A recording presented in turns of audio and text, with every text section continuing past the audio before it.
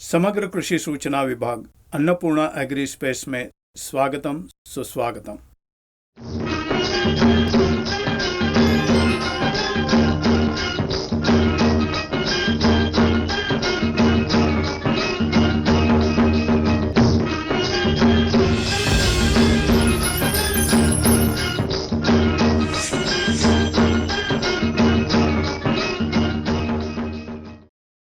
इस 32वें एपिसोड में मैं आपको सूचित करता हूं कि कृषि क्षेत्र में आपदा की घंटियां बज रही है।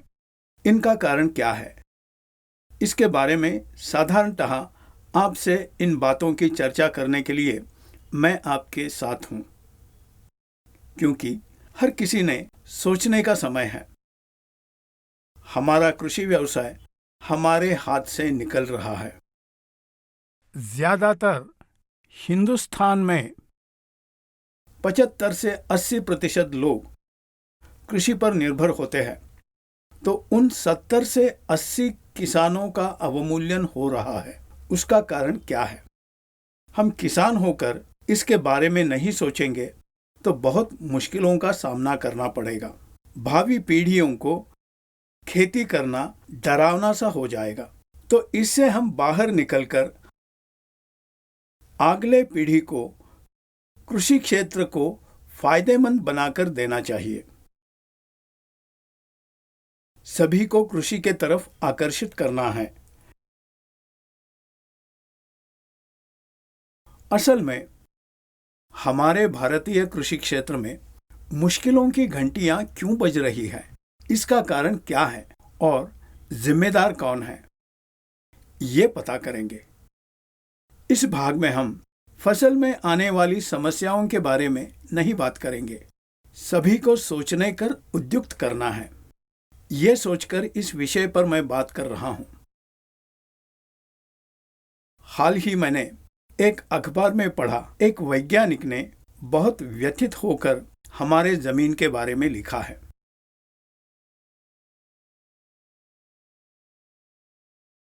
पहले ये आपत्तियां होने का कारण क्या है, इसका पता करेंगे। पहला प्रमुख कारण है आप, मतलब किसान। दूसरा, दलाली व्यवस्था। तीसरा, सरकारी नीतियां। चौथा, उत्पादक और विपणन करने वाले हम। ये इन चार लोगों में तालमेल होंगे तो खेती से अधिक फायदेमंद दूसरा धंधा नहीं होगा। ये सभी जिस देश में अच्छे से अमल कर रहे हैं, वो सभी देश खेती में प्रगति करके आगे बढ़ रहे हैं। हमारे देश में वो बहुत जरूरी है। हर कोई किसी न किसी तरह से जिम्मेदार है, वो जान लेंगे। कृषि क्षेत्र में दुर्घटनाएं होने का प्रमुख कारण किसान ही है। ये कैसे, वो अपने आप ही जांच करना चाहिए। तो ये ऐसे है। पहला यह है कि हम किसानों का एक मानसिक दृष्टिकोण होता है, वो है ईर्ष्या। ये ईर्ष्या हर इंसान में होती है, लेकिन वो जरूरत से अधिक हो गई तो हमें नुकसान है। ये ऐसा है कि हर किसान जब वो खेती करता है तो ये देखता है कि बगल वाले किसान की फसल की ऊंचाई देखकर मैं खेती करूंगा। ये बहुत से किसानों में होता है। कोई माने या ना माने, कोई दिखाई दे या नहीं, फिर भी हर किसान में ये होता है जरूर। बहुत सारे किसानों को देखा है, कोई भी उत्पाद छिड़काव करने के बाद ये सिर्फ ये देखता है कि फसल की ऊंचाई अधिक है या नहीं, और ना ही वो उत्पाद किस लिए है। बगल का खेत, जैसे कि मिर्ची हो, धान हो या फिर कपास हो, वो अगर अपने खेत से थोड़ा भी ऊंचा हो तो कम ऊंचाई वाले किसान को नींद नहीं आएगी। वो किसी भी तरह उर्वरक खरीदकर कार में डालकर छिड़काव करके बहुत ही ज्यादा मुश्किलों के बाद फसल की ऊंची बढ़ाता है, तो पड़ोसी किसान को नींद नहीं आएगी। वो भी वैसे ही करता है। ये खेती का तरीका नहीं।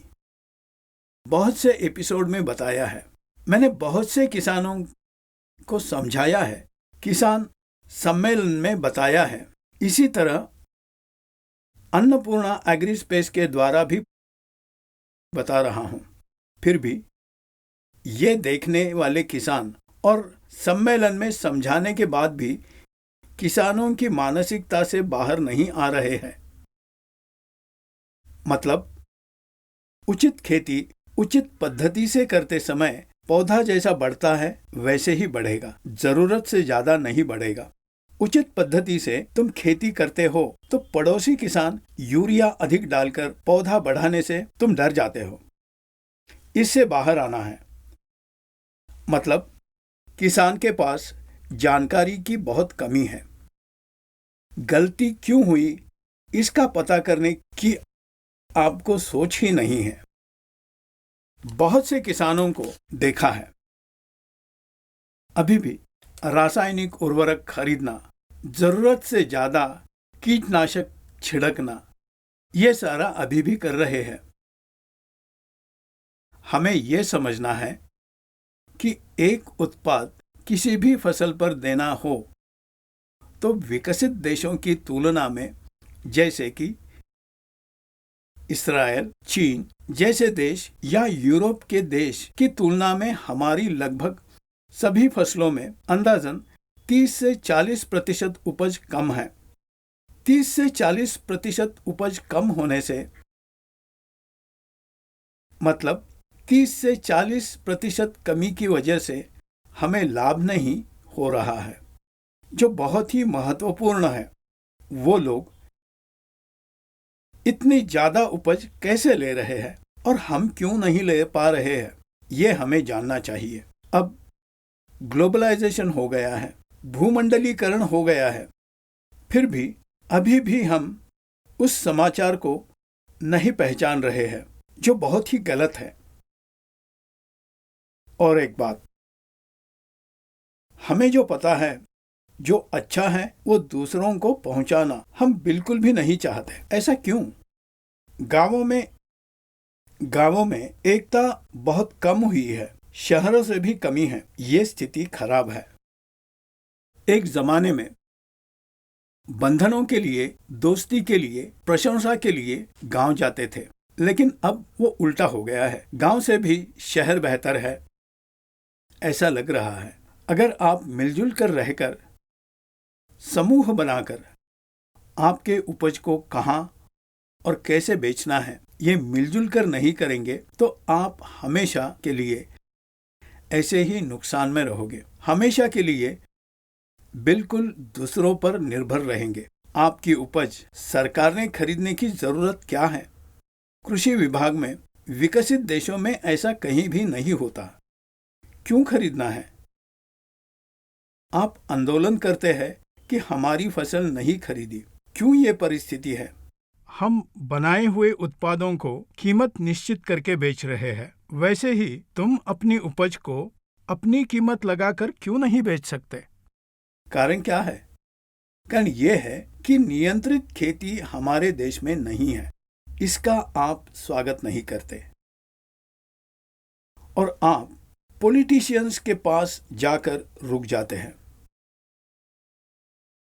हर विकसित देश में तो उस देश में जितना आवश्यक है, कौन सी फसल कितना जाना है, कौन से राज्य में क्या उगाना है, इन सभी के बारे में वो एक टेबल बनाते हैं। हर साल ऐसे बनाया जाता है। उसके प्रकार किसान फसल उगाते हैं, जो भी अधिक है उसे दूसरे देशों को निर्यात करते हैं।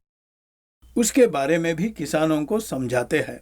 लेकिन हम क्या कर रहे हैं? जो भी एक नियंत्रित खेती की पद्धति से ले आने के लिए तेलंगाना 2 साल के पहले कोशिश की थी, एक पद्धति लाने के लिए, तो जो कि अच्छी चीज है। लेकिन हम क्या कर रहे हैं? हमने आंदोलन किया है।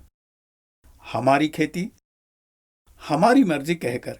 लेकिन उससे क्या लाभ हुआ है? राजनेताओं के हाथ का खिलौना मत बनिए, वो आपको कुछ भी फायदा नहीं देंगे।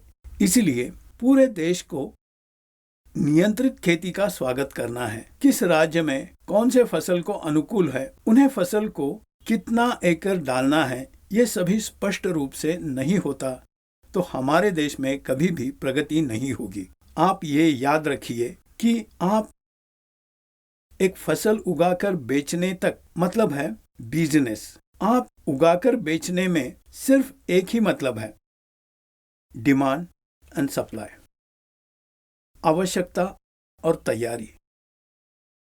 आवश्यकता से अधिक तैयारी हुई तो उसकी कीमत नहीं होगी।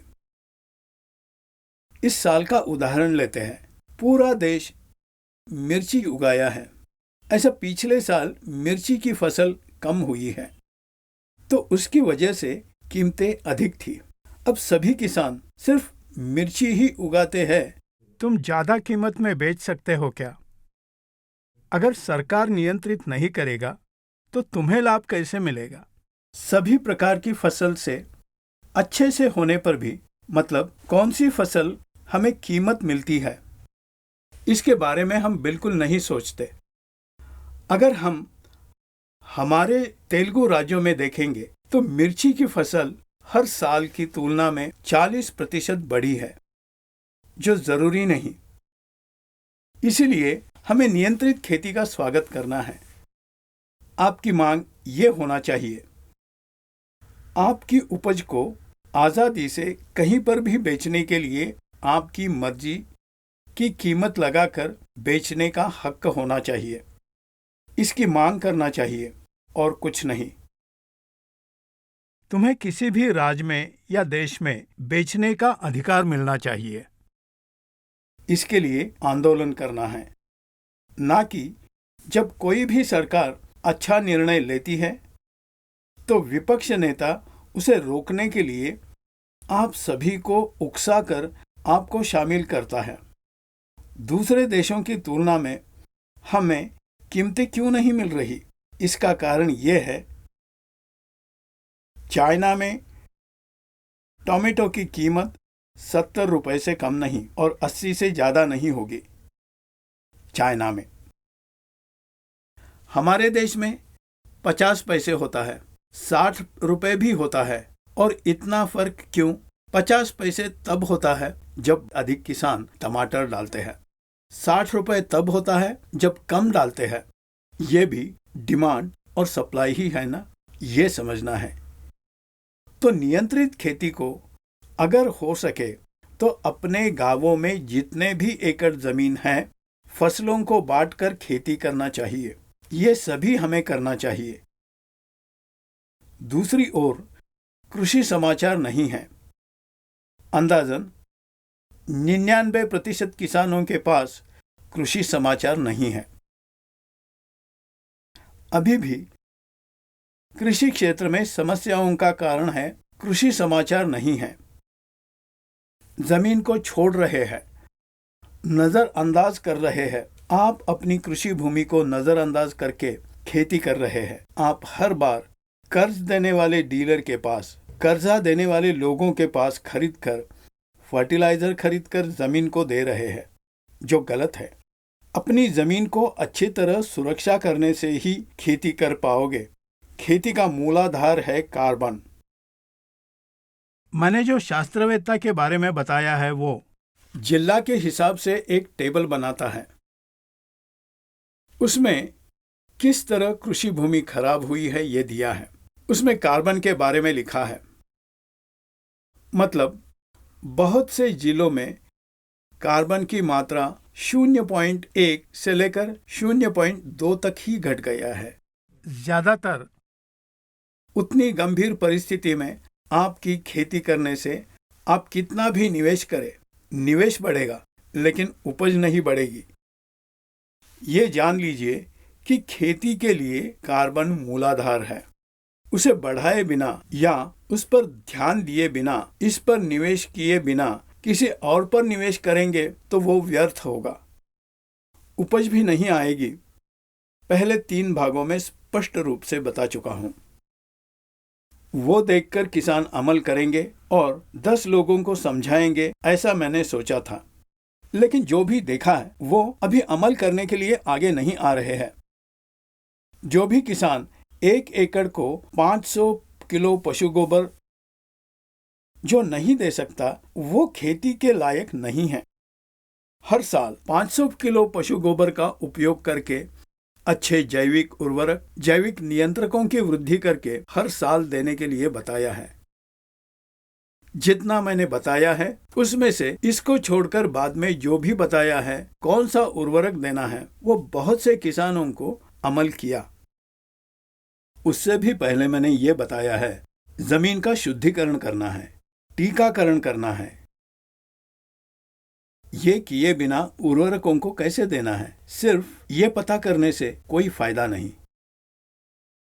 असल में ये बहुत जरूरी है। कार्बन की मात्रा बढ़ाना है, जमीन में सूक्ष्म जीवाणुओं को बढ़ाना है, पीएच को नियंत्रित करना है, मतलब जमीन के लक्षणों को बचाना है। कोई भी फसल बोने से बहुत अच्छी उपज मिलेगी। कृषि क्षेत्र में विकसित देशों में जैसे हम भी अच्छी उपज पाएंगे। हमारे लाभों को हम छोड़ दे रहे हैं। जितना निवेश कर रहे हैं उतनी ही उपज मिल रही है या उससे कम, जो ठीक नहीं है। उपज अधिक होना है तो कार्बन की मात्रा बढ़ानी चाहिए। वो 2% हो तो ही अद्भुत परिणाम मिलेंगे। हम भी उन देशों की तरह उपज पाएंगे। इसे छोड़कर खेती कर रहे हैं।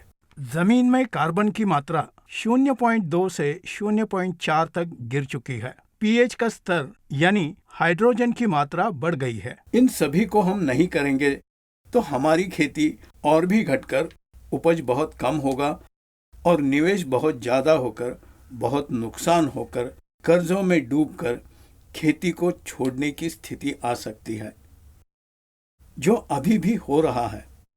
किसान खेती को छोड़कर मजदूरों पर निर्भर होकर अपनी जमीन को किराए पर देने की समस्या मोल लेते हैं।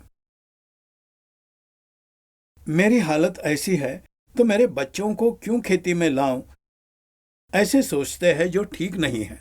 विकसित देश में अगर देखोगे तो किसान महान है। एक वक्त हमारा देश भी ऐसा ही था। नौकरी में ज्यादा लोग रुचि नहीं दिखाते थे,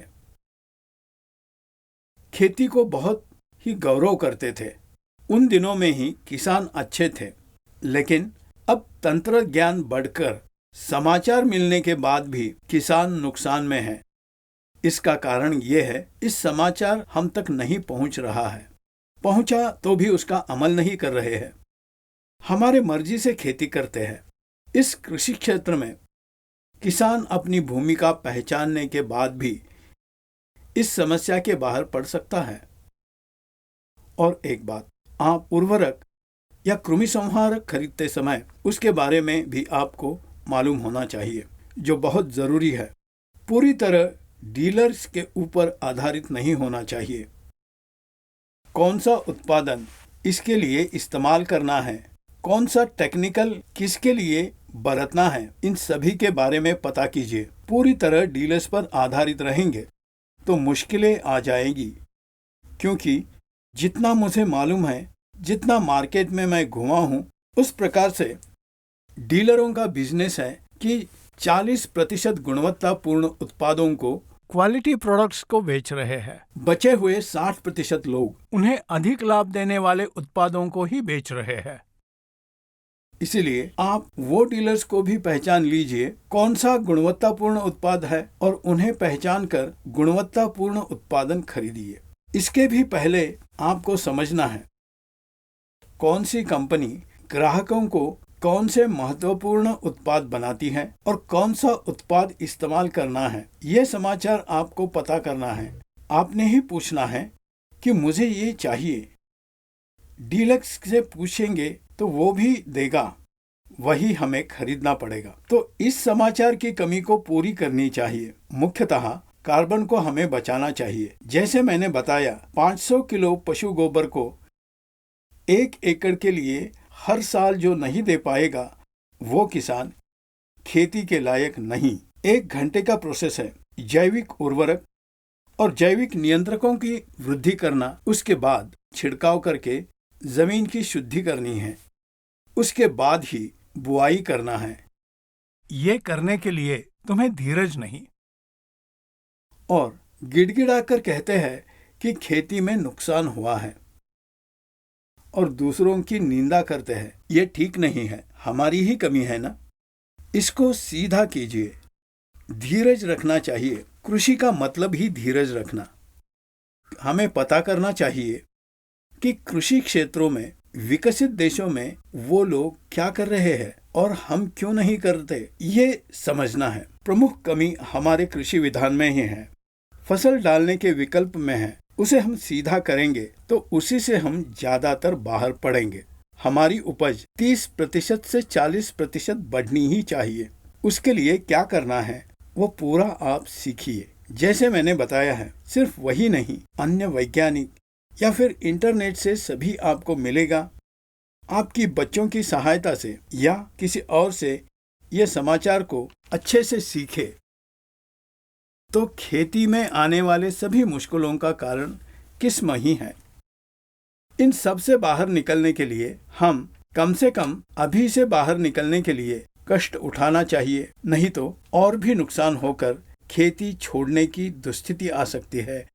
उसके लिए हमें सिर्फ एक काम करना है कि हमारे जमीन में कार्बन की मात्रा, हाइड्रोजन की मात्रा, ऑक्सीजन उपलब्ध कराना और सांद्रता ये ठीक करवा लीजिए। इसके साथ पौधों को फायदा पहुंचाने वाले सभी सूक्ष्म जीवाणुओं को फिर से जमीन में देखकर वृद्धि करना चाहिए।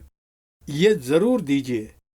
रासायनिक उर्वरक, रासायनिक कृमिसंहारक, उनका महत्व कम है, बहुत कम है। तो इसलिए हमें ये सभी जैसे जैसे करते जाएंगे, 3 साल के बाद हम रासायनिक उर्वरक जैसे कि यूरिया, डीएपी, पोटेशियम, ये सभी 25 किलो से अधिक जरूरत नहीं होगी। इन सभी की कोई भी फसल हो, ये हर साल कीजिए। ये सभी आपको करना है। ये करने के लिए आलसी हुए तो खेती करना ही बेकार है। जो ये करना है उन्हें जमीन दीजिए। इसे किसान ही जिम्मेदार है, उससे बचना है। अब दलाली व्यवस्था हमारे देश में बुरी तरह से बढ़ रही है, धोखादायक है और गंभीर है। हर उत्पादक अपने उत्पादन को तैयार करने के बाद उसमें जो खर्चा हुआ है, जैसे बनाने का खर्च, विपणन का खर्च, जाहिरात पर होने वाला खर्च, ये सब खर्च मिलाने के बाद उसको मिलाकर वो बेचता है। ये उसका फॉर्मूला है, सिद्धांत है, जो हर जगह है। दुर्भाग्य से कृषि व्यवसाय में वैसा नहीं है, क्योंकि हर किसान सरकार के हाथ का खिलौना बन गया है, दलालों के हाथों में पीसा जा रहा है। इस दलाली की व्यवस्था को सरकार ने निकाल देना चाहिए। किसान के आसपास के ग्राहक तक एक उत्पादन पहुंचने के लिए बीच में 4 से 5 लोग दलाल होते हैं। मैंने एक उदाहरण में आपको बताया है। अनंतपुर में एक किसान को तरबूज की कीमत पूछी थी, तो उसने जवाब दिया 1 टन 8,000 रुपए में, मतलब 1 किलो 8 रुपए। उसके एक दिन पहले मैंने हैदराबाद में 25 रुपए में 1 किलो खरीदा है, मतलब 3 गुना ज्यादा। निवेश करके आपने जो फसल उगाई है तो उसमें आपका निवेश कितना है? तो उसने बताया कि 10 रुपए हो रहा है। 10 रुपए निवेश हो तो बिक्री 8 रुपए।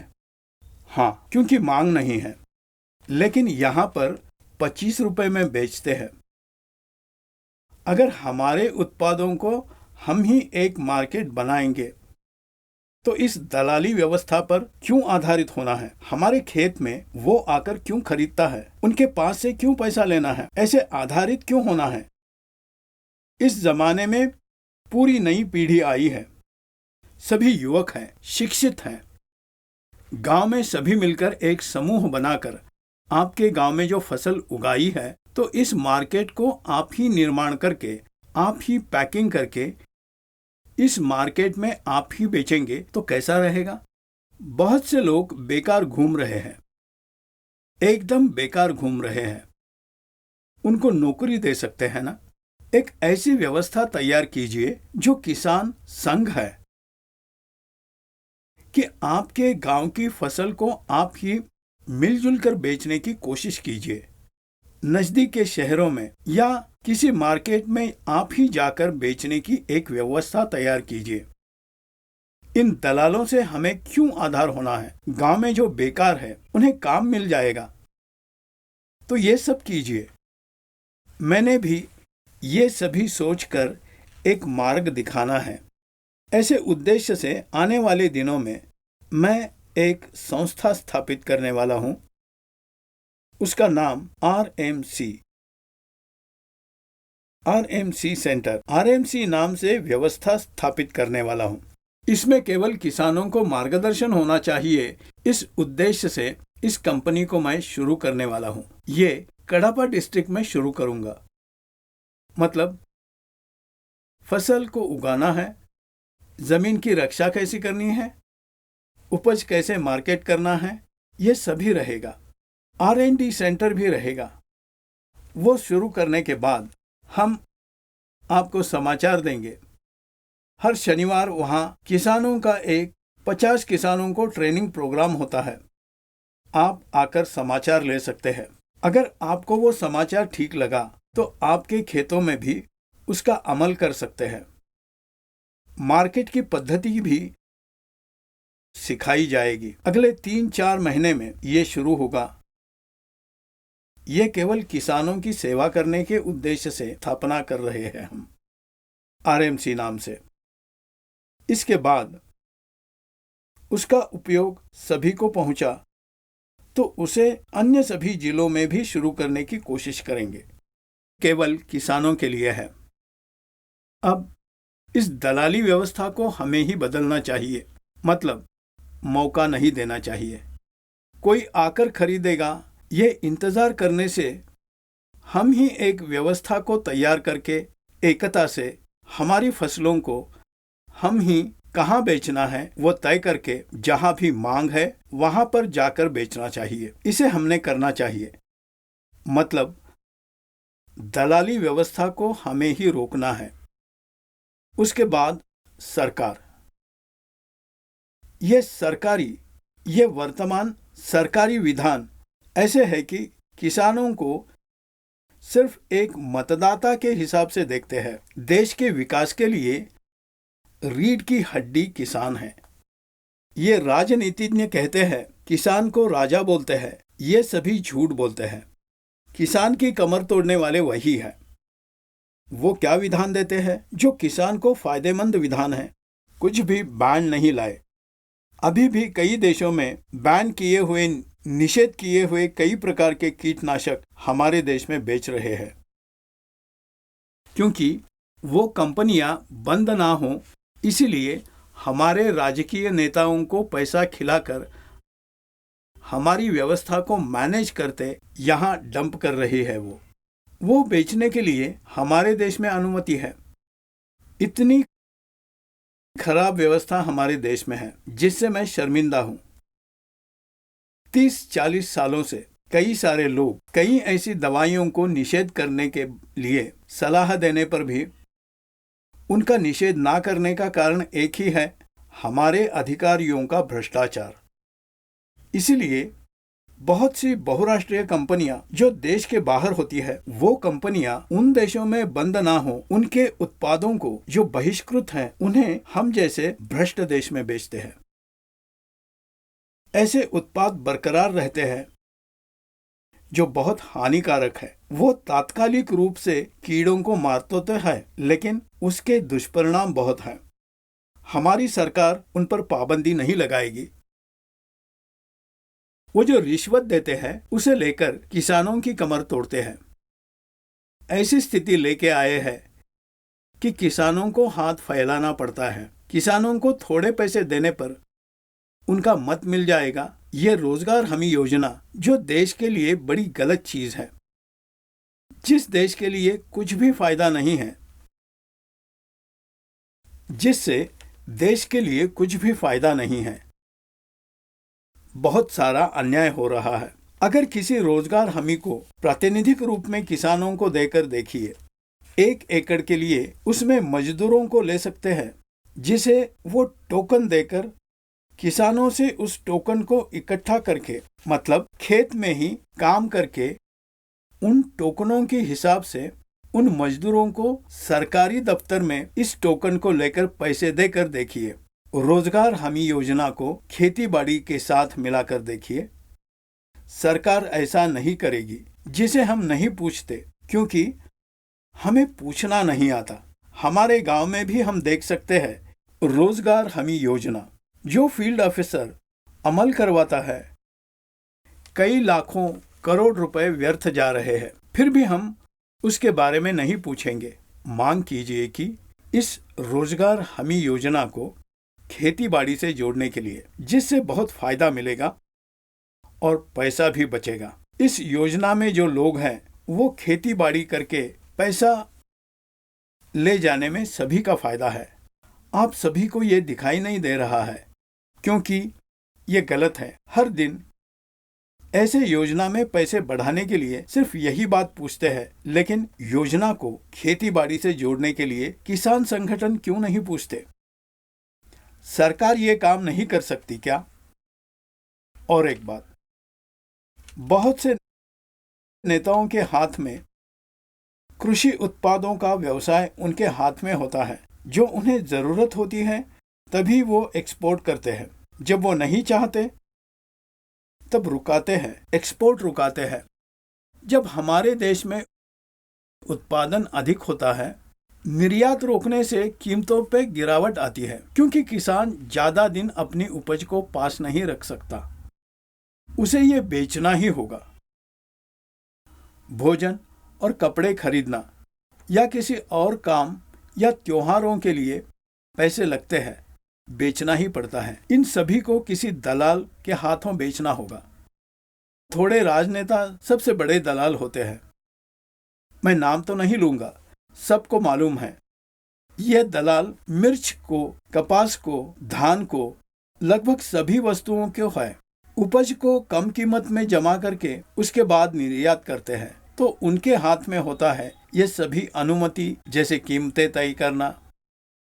उन्हें बढ़ाकर निर्यात करते हैं, मतलब जो किसान उगाता है उसकी परवाह बिल्कुल नहीं है।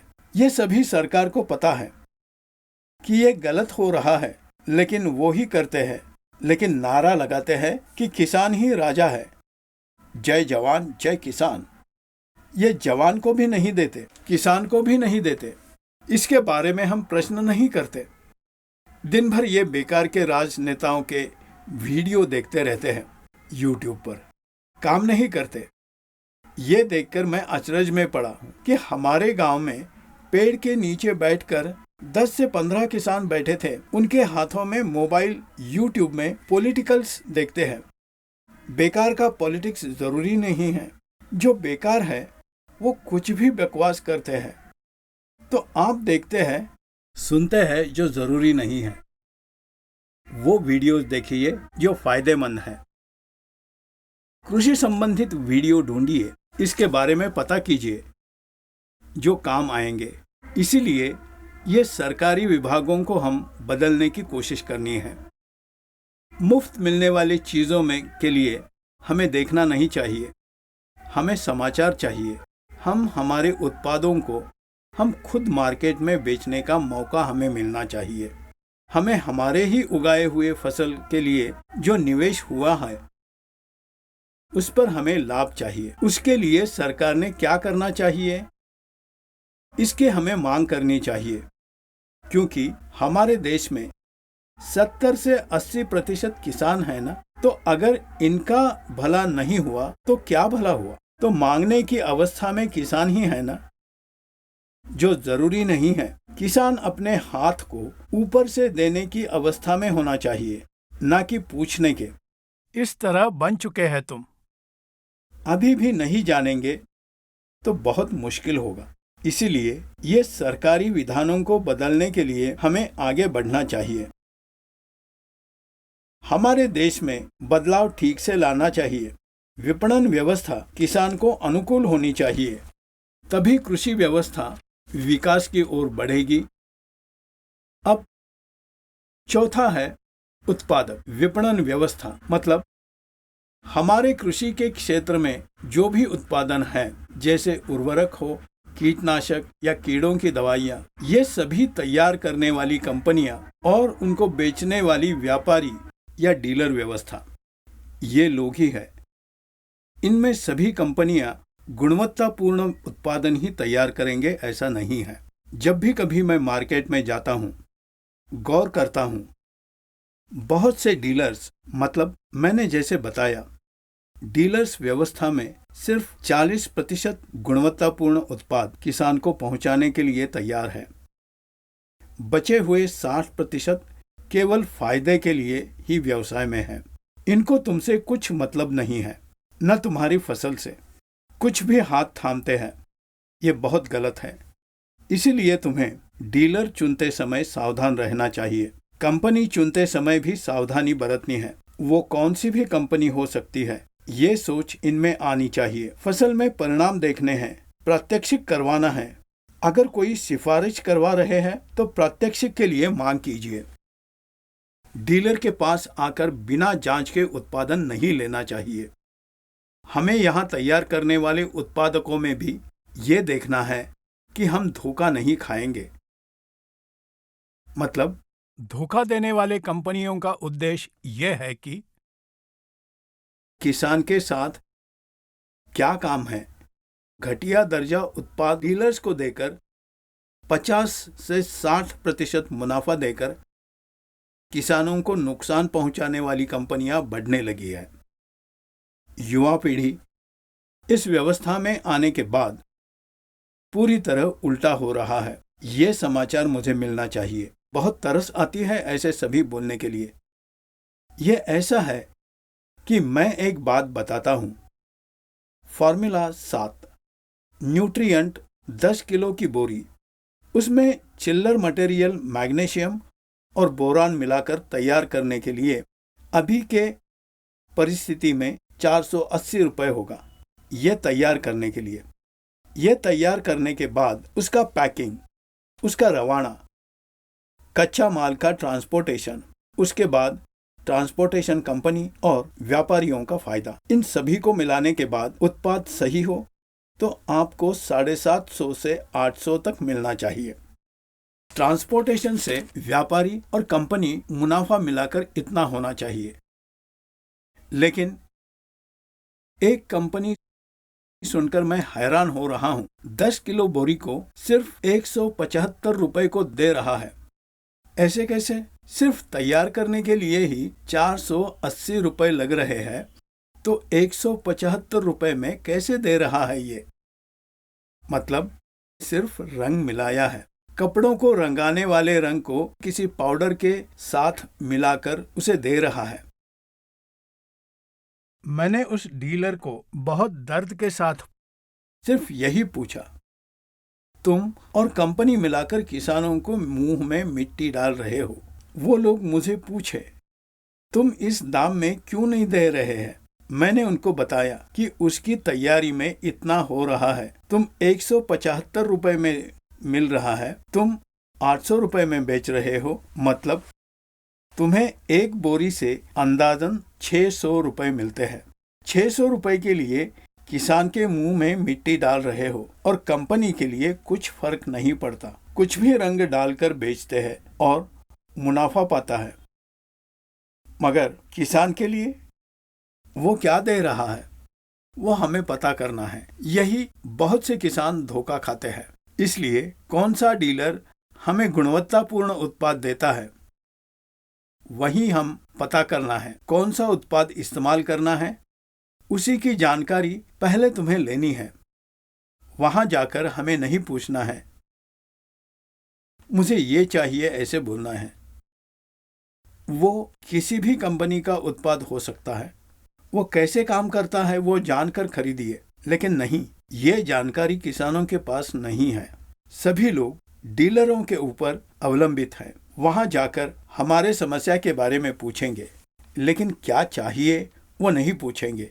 अभी से पूरी जानकारी पहले लीजिए। किसी भी उत्पादन लेने से पहले उसका कहीं पर भी डेमो किया है क्या, या किसी किसान ने उसका इस्तेमाल करके अच्छा उत्पाद ले रहा है क्या, इसका पता करना है। तब हमारी व्यवस्था में भी, तैयार करने वाली व्यवस्था भी, डीलर व्यवस्था में भी कमियां कम होगी। गुणवत्तापूर्ण उत्पादन देने वाली कंपनियां अधिक होगी। उन उत्पादों को बेचने वाले डीलर्स भी रहेंगे।